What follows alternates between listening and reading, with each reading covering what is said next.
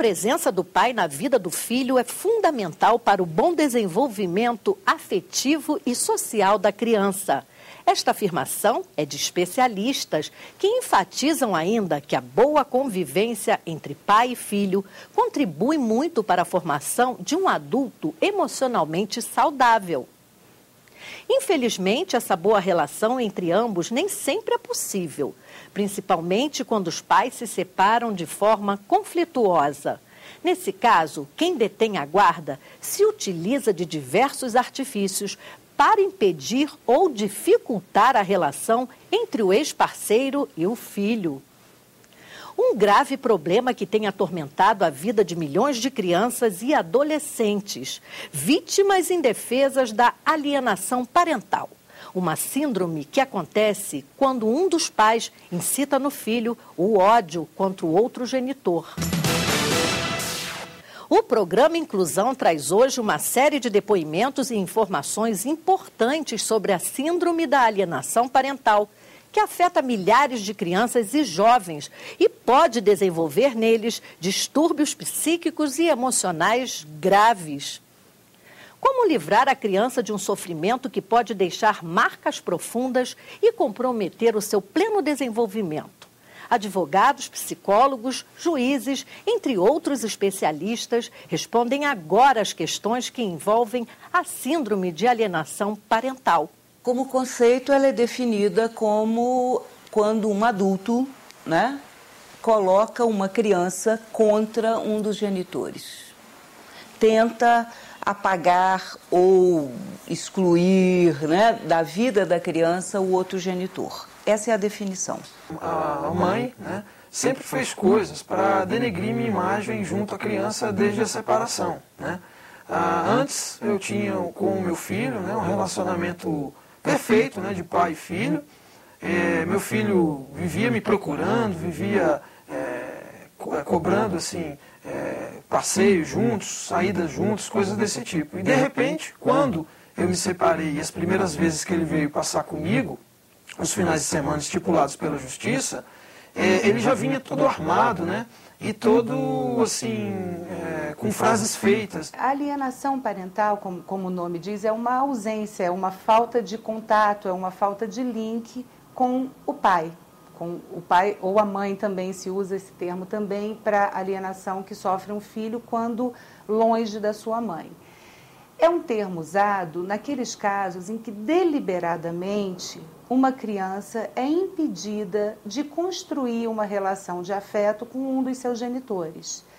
E se atribui isso, grande parte das vezes, aos processos de separação mais problemáticos, onde os pais não conseguem se entender sobre o melhor destino dos filhos, onde não há maturidade na discussão da relação e onde não se consegue alcançar o significado da paternidade e da maternidade. A alienação parental, para mim, é todo aquele instrumento utilizado por um dos pais para incutir na criança, nos filhos, algum tipo de rejeição que permita um alto grau de rejeição do outro pai. Amanhã a gente pode viajar se você não for para a casa da sua mãe. Mas já que você tem que ir, então amanhã a gente não viaja. E a criança já ia insatisfeita e começou a não me aceitar mais, não aceitar mais meus carinhos, meus beijos. Não queria mais estudar comigo. O pai dizia que eu não servia para estudar com ele porque eu batia. A criança passou a não ter mais vontade de ficar comigo e a querer sempre mais o pai. Como chorava muito, pedia muito, aos poucos eu fui deixando que ele passasse mais tempo com o pai. Dentre esse problema de alienação parental, existem assim, inúmeros níveis, entre os mais leves até os mais graves. O mais grave seria esse, de implantação de falsas memórias, como abuso sexual, que na verdade nunca aconteceu, e o cônjuge insatisfeito com a separação acaba repetindo aquilo para a criança paulatinamente, até o ponto da criança acreditar naquilo como se fosse verdade e aí gerar uma repulsa com relação ao outro cônjuge. Meu pai fez um convite para a gente se ver, eu, ele, minha irmã. Bom, e aí minha mãe disse que ele ia nos levar para passear, para jantar. E para o meu pai, ela combinou um passeio na praia. E quando foi de noite, meu pai não apareceu, porque ele tinha ficado esperando o dia inteiro para nos levar à praia. E a gente tinha ficado esperando a noite toda ele para nos levar para jantar. Pra gente, ela disse, olha, tá vendo, ele é assim mesmo, ele marca as coisas e não vai, ele não é uma pessoa de confiança. É melhor vocês esquecerem esse pai. A criança ou o adolescente que estão vivendo a alienação sofrem muito, porque eles são colocados diante de uma situação, né, de uma falsa memória que é implantada nele, em que ele se vê num conflito de lealdade. Minha mãe, quando me leva para tirar sangue, da penúltima vez, ela me levou, aí eu estava com colesterol alto, me levou, me botou em uma dieta, aí o papai acha que é o colesterol bom. A mamãe fala que é o colesterol ruim, né? Aí o papai fica tirando da escola a dieta e a mamãe fica botando. Aí fica assim, tira e bota, tira e bota. E como é que você se sentia? Eu não sabia nada, eu só ficava muito nervosa, né? O que fazer quando um dos genitores é impedido pelo outro de ter acesso ao filho? Um pai que reside em Brasília e uma mãe moradora do Rio de Janeiro, em entrevista ao programa, contam como é difícil viver a dor da perda do filho que está vivo.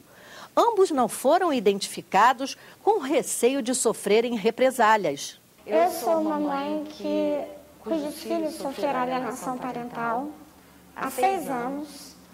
O pai conseguiu levar o coração do meu filho. E eu moro no Rio de Janeiro. Meu filho ficou aqui com o pai. Quando nós nos separamos até então, eu era uma mãe maravilhosa.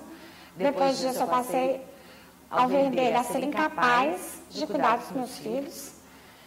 E ele usava de chantagem para que uma dessas crianças ficasse com ele por mais tempo ou todo o tempo. Arrumava situações mais interessantes do que eu poderia oferecer, ou que eu nem tinha pensado em oferecer. E a criança não queria voltar para casa. De repente, o relacionamento com meu filho após a separação passou a ser horrível, né? E eu comecei a notar que a mãe estava usando a criança como forma de me atingir, né? Então, eu vi que estava sendo prejudicial para a criança, para a minha relação com meu filho, e acredito que a mãe fez isso o tempo todo para, né, usar a criança como forma de me atingir, né? A criança vinha passar finais de semana comigo com um medo extremo, uma coisa que não existia antes, né? Como se eu fosse um bandido, uma pessoa assim, um delinquente. Eu vejo 2 vezes por mês, nos dias que ele permite, porque depois que o juiz conversou com o pai começou a permitir que a criança me amasse. Porque já que o pai não gosta de mim, a criança também pensou, se eu gostar da minha mãe, eu vou estar desagradando meu pai. Então eu não vou gostar da minha mãe mais. Meu filho, ele chegou em determinados finais de semana que ele vinha passar comigo, até eu estava andando com ele num shopping, por exemplo, e comecei a sentir um cheiro ruim. E fui ver que algumas vezes, durante o período de 2 anos e meio, o meu filho de vez em quando defecava, sabe? Ao ponto de chegar, a relação com o meu filho chegar a esse ponto, ele ficar com medo de passar os finais de semana comigo, de tantas coisas que eu vi ao meu respeito. O processo roubou a minha felicidade por muito tempo, a minha alma. Você ter um filho e não poder estar perto de você porque alguém fez essa maldade de levar ele. Foi como se tivesse roubado, se tivesse tirado do país. A mãe tomou o celular do menino, ele já é maior, né? A mãe tomou o celular da criança e não existe um telefone fixo na residência. Ou seja, eu não consigo falar com meu filho, né? quando eu quero. Eu só falo quando ele me liga. Eu espero que meu filho me ame. É só o que eu quero dele. Eu não quero a guarda. Eu não quero que ele more comigo. Eu não quero nada. Eu quero que ele saiba que ele tem uma mãe que ama ele e que vai estar ali para toda a vida dele. Eu não quero mais nada. Só isso. As mentiras que a mãe falou para o seu filho ao longo da vida, de alguma forma prejudicaram na formação da personalidade desse menino? Ele começou a ser um mentiroso compulsivo, uma coisa assim, uma mentira atrás da outra. Isso desde pequenininho. E isso é uma característica forte na mãe dele, né? Eu sei, fui casado com ela, eu sei que ela tem esse hábito. Então, ela ia incutindo esse tipo de procedimento na cabeça da criança. Ele continua mentindo muito e são coisas... Esse é o único lado que eu percebi assim negativo nessa coisa toda. Porque ele, de tanto acostumar a dizer coisas que não existem ou ser induzido, ele se tornou também uma pessoa mentirosa. Especialistas afirmam que a alienação parental é uma arma de tortura psicológica usada por um forte e incontrolável desejo de vingança. Trama, mentira, calúnia, difamação e acusações infundadas são recursos usados para afastar a criança do convívio de um dos genitores. Na maioria das vezes, o pai é quem perde o contato com o filho. O problema da alienação parental é tão grave que chega a comprometer a saúde mental dos filhos. Milhares de crianças e jovens sofrem de depressão profunda, sentimento incontrolável de culpa e desenvolvem até dupla personalidade. Há casos extremos em que a mãe planta memórias falsas de violência e abuso sexual na mente dos filhos. Normalmente é um genitor ou uma genitora. Mas existem outras pessoas que alienam também. E essas pessoas, assim como o alienado e a criança ou o adolescente, precisam de ajuda. Aí a psicologia pode ajudar. Nesse caso, é necessário uma terapia. É necessário que cada um dos pais sejam vistos por um terapeuta, a criança também, em que eles orientarão a respeito de abusos, excessos que estarão sendo cometidos. Então, o terapeuta entra como um conciliador, uma espécie de regulador. Em alguns casos, a terapia vai ser suficiente. Em alguns casos, nem psicossocial, nem terapia vai ser suficiente. Tem pais que realmente, ou avós, ultrapassam limites, têm questões emocionais pessoais muito profundas, precisam de um limite externo porque eles não têm esse limite dentro deles. E aí, perda de guarda pode ser uma solução. O final do casamento pode gerar nos filhos sentimentos de abandono, rejeição e culpa. E esse quadro tende a se agravar ainda mais quando um dos ex-companheiros usa de má fé com a intenção de denegrir a imagem do outro.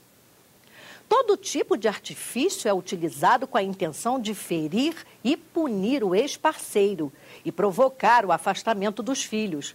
E foi dessa forma que a jornalista Carla Mendes vivenciou na infância o drama da separação dos pais.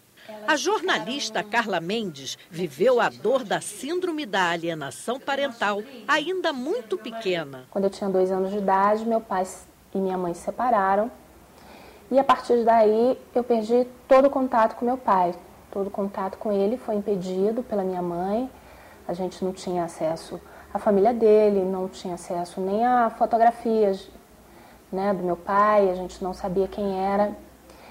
E a primeira vez que eu me lembro do meu pai, né, de tê-lo visto, foi aos 8 anos de idade, quando ele nos visitou. Como é que foi esse reencontro aos 8 anos? Olha, com 8 anos eu fiquei muito confusa, né, porque eu passei até ali ouvindo coisas horrorosas sobre ele, e de repente ele aparece em casa, né? Então foi um misto assim de curiosidade, saber quem era aquela pessoa, o que estava acontecendo, e ao mesmo tempo de raiva, né? Porque aquele sujeito, afinal de contas, era um monstro, né? Que era o que eu sabia. E depois que aconteceu essa história da minha mãe desmarcar com ele o encontro, a gente ficou com muita mais raiva dele, consolidou a imagem de que ele realmente não era uma pessoa legal. E isso é muito doloroso para uma criança, né? Após esse dia, Carla só voltou a se encontrar com o pai aos 19 anos. Tudo por conta das mentiras contadas pela mãe para afastar o ex-marido da filha. A sua mãe quis se vingar? Normalmente as pessoas querem se vingar uma das outras. Às vezes não é só se vingar do ex-companheiro, mas de toda a família daquele ex-companheiro ou ex-companheira. Porque quando você pratica alienação, você está afastando aquele filho do contato com o avô, com a avó, com os tios, com os primos, com todo mundo da família. E a criança sofre muito. E a criança sofre muito, porque são dois sofrimentos. Primeiro, você não ter o direito de conviver com a sua própria família, com o seu próprio pai, né? A segunda coisa é você se sentir filho de um cara que está sendo, ou de uma mulher que está sendo difamado. Você meio que se sente parte daquela difamação, né? Quais foram os efeitos na sua infância? Olha, tem um efeito para cada pessoa. Em mim, eu realmente fui uma criança muito retraída, muito insegura, mas eu era o oposto, eu me escondia, meio que me refugiava nos livros, né? Eu sei de casos de outras crianças que não querem saber de estudos ou que começam a ter relacionamentos amorosos muito cedo para fugir daquela estrutura conflitante. Eu era muito estudiosa, me refugiava nos livros, mas eu meio que criava um mundo particular meu que era totalmente fora dessa bagunça familiar. Agora, é lógico, eu cresci a vida toda com aquele sentimento, me sentindo menos que as outras crianças que podiam conviver com o pai, que tinham um pai, e eu nem sequer sabia como era a cara do meu pai. Quando descobriu o real motivo que a impedia de conviver com o pai, Carla rompeu com a mãe e saiu de casa. Eu já estava na universidade, resolvi tocar a vida. E aí meu pai me ligou. Ele morava nos Estados Unidos. Me ligou, me deu total apoio para terminar a faculdade, para começar a minha vida profissional, meu primeiro emprego. E desde então nós somos grandes amigos. Infelizmente a mesma coisa não aconteceu com a minha mãe. Depois da briga a gente ficou 5 anos sem se ver, até que eu resolvi colocar uma pedra em cima, não tocamos mais nesse assunto. Voltamos a conviver, só que aí ela separou do meu padrasto. E ela fez com os meus 2 irmãos mais novos o que ela tinha feito comigo e com a minha irmã em relação ao meu pai. E com seu pai, como é o relacionamento? Vocês reataram definitivamente? Com meu pai é uma intimidade total, parece que a gente conseguiu recuperar todo o passivo de tempo que a gente não pôde conviver junto. Nós somos grandes amigos, eu conto os meus segredos para eles, minhas angústias. A gente tem gostos parecidos para um monte de coisa. Então a gente tem uma convivência familiar muito intensa. A jornalista acredita que se a guarda dos filhos fosse compartilhada, o número de casos de alienação parental reduziria drasticamente. A guarda compartilhada deveria ser o regime prioritário na hora da concessão da guarda dos filhos. Acontece que os juízes estão entendendo o seguinte, olha, se não tem acordo, então é guarda unilateral. E aí é muito fácil, sabe? Porque se eu quero prejudicar o meu ex-companheiro ou minha ex-companheira, eu simplesmente digo, olha, não tem acordo, eu estou em litígio, não é assim que eu quero. E aí a guarda compartilhada nunca vai existir. Ao contrário da jornalista Carla Mendes, que passou a infância afastada do pai por conta das mentiras da mãe, nossa próxima personagem, uma menina de 11 anos, convive muito bem tanto com o pai quanto com a mãe desde que eles se separaram. Apesar das dificuldades enfrentadas durante todo o processo de separação, o ex-casal conseguiu na justiça o direito de compartilhar a guarda da filha. O que você entende por guarda compartilhada? Eu entendo que a guarda é compartilhada, ou seja, a guarda é dos dois, é do meu pai e da minha mãe. Você gosta de ter essa opção, de ter a mãe e o pai ao mesmo tempo? Sim, por causa que eu não quero deixar nem o meu pai nem minha mãe para trás. E quais as maiores dificuldades que você viu, por exemplo, quando o papai e a mamãe se separaram? Que não tinha ainda a definição da guarda compartilhada? As brigas. Muitas. Uhum. Como é que era? Era tudo sobre mim, né? Por exemplo, o final de semana. Aí dava uma confusão no final de semana passado. Aí os dois começavam a brigar por causa de um final de semana. E como é que você se sentia? Você achava que era o motivo da briga? Eu não sabia nada, eu só ficava muito nervosa, né? Você se sentia responsável pelo motivo deles estarem brigando? Assim, você se achava responsável por essas brigas? Algumas vezes. Como é que é o relacionamento na família? De manhã eu fico com meu pai. Meu pai me pega na casa da minha mãe, toma um café da manhã comigo, me deixa na escola, aí depois almoça comigo, aí me deixa de novo na escola, aí eu vou de transporte para casa da minha mãe. E como é que você se sente assim, tendo que tomar o café da manhã com a mãe e depois com o pai? Eu acho que eu fico feliz, por causa que aí eu tô tomando café da manhã com os dois. Isso não provoca conflito para você nenhum? Não. Até hoje eles brigam? Eles pararam de brigar muito. A decisão da guarda compartilhada melhorou o relacionamento da sua mãe e do seu pai? Melhorou. Você é uma menina feliz? Sou. O que você falaria para uma menina assim da sua idade, que o pai e a mãe estão se separando agora? Para ela não achar que é culpa dela, que é por causa que os pais estão brigando. Né? Pode até ser, eles podem até estar brigando por ela, mas não é pelo caso da culpa ser dela.